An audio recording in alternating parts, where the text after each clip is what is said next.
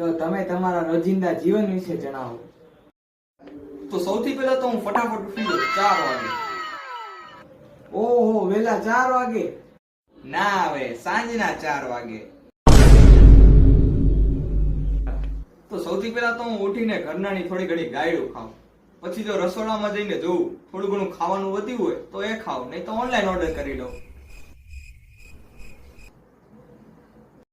અને જ્યાં સુધી ડિલિવરી બોય ખાવાનું લઈને આવે ત્યાં સુધી હું પબજી રમી લઉં.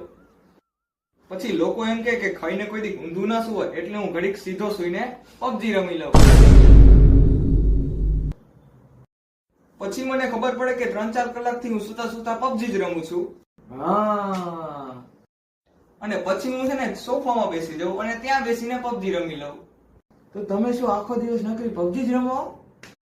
ના, પછી તો હું છે ને મોબાઈલ થોડી વાર સાઈડમાં મૂકી દઉં. હાઈશ. પછી તો હું છે ને થોડી વાર લેપટોપમાં પબજી રમી લઉં, કારણ કે મોબાઈલમાં તો ચાર્જિંગ પતી ગયું હોય ને, એટલે ઘડીક લેપટોપમાં પબજી રમી લઉં.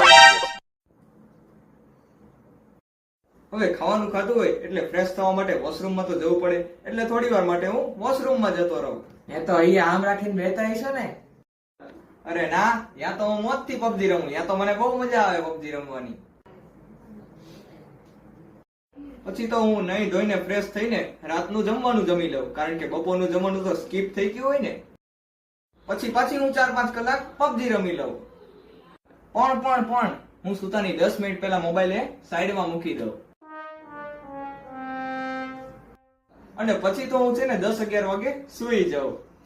રાતે 10 વાગે? ના આવે, સવારના 10 વાગે. કેમ કે પબજી રમતા રમતા તો આખી રાત નીકળી ગઈ હોય ને, એટલે સવારે પાછું મારે 10 વાગે વહેલા સૂવું પડે, કેમ કે સાંજે મારે વહેલા 4 વાગે ઉઠવાનું હોય. એટલે હું પછી સુઈ જાઉં 10 વાગે. એક રાજીનામું તૈયાર કરજો જ મારા નામનું. એ નોકરી દઈ કરી ગાંડા કરશે.